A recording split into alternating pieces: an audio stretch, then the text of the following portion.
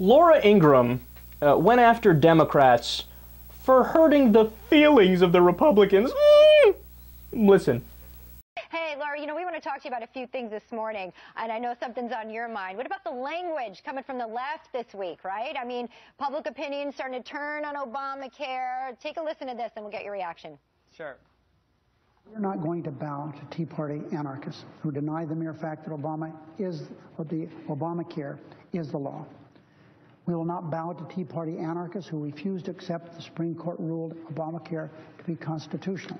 This is playing with fire.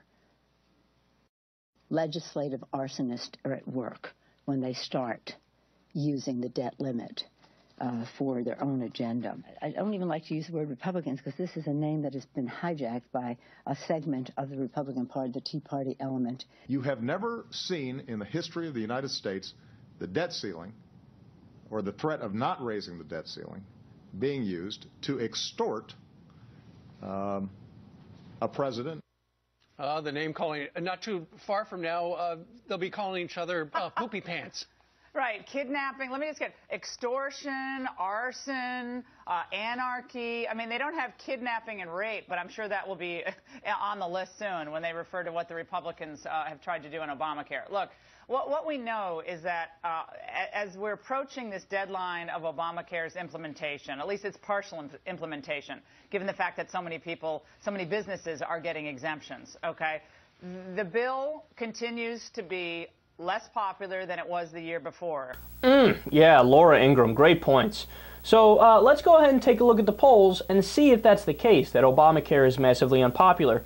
Well, when you go to Rasmussen, 43% support the law, 53% oppose the law.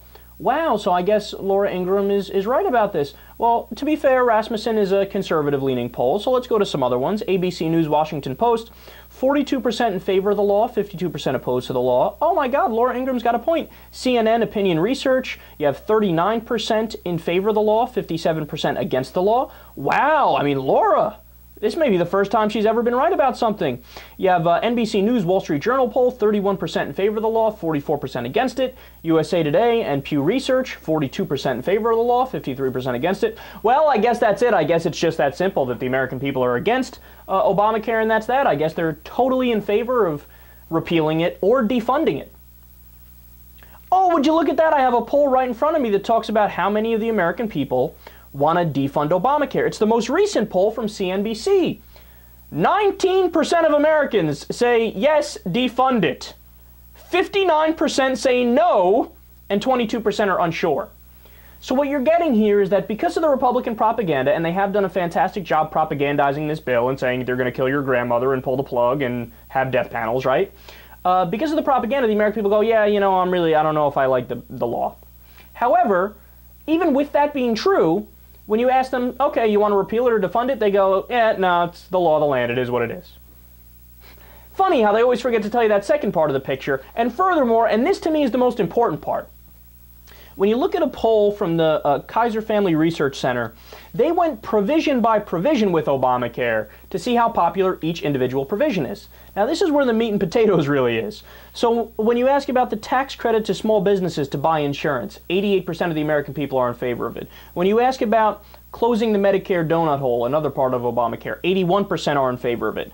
When you ask about the health insurance exchanges, 80% in favor of it. When you ask about the extension of dependent coverage, so kids can stay on until they're 26 years old under their parents' plan, 76% are in favor of it. When you asked about the subsidy assistance to middle class and poor people, 76% are in favor of it. Medicaid expansion, 71% in favor of it. Increased Medicare payroll tax, 60% in favor of it. The employer mandate, 57% in favor of it. So when you go provision by provision, the American people are overwhelmingly in favor of Obamacare. In fact, it's one of the most popular laws in the nation if you actually break it down and ask provision by provision. And of course we knew that. Again, it's the power of propaganda that the Republicans did to give a negative perception of the overall bill.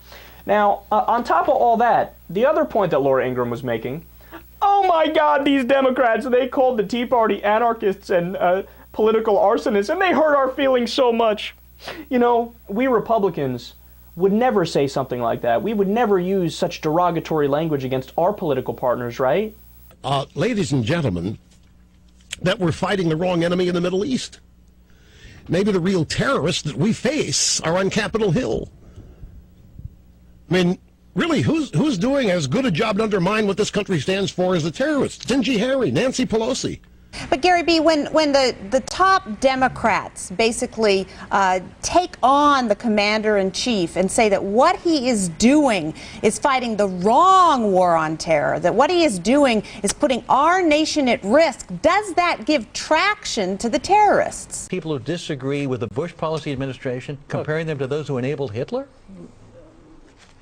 Yes. He just sees us as the oppressor nation. He just sees us as a nation who is and has oppressed the Native Americans and the Muslim communities around the world, and so he's not with the terrorists. I'm not saying that, but he is sympathetic to their cause. A fist bump, a pound, a terrorist fist jab. The gesture everyone seems to interpret differently.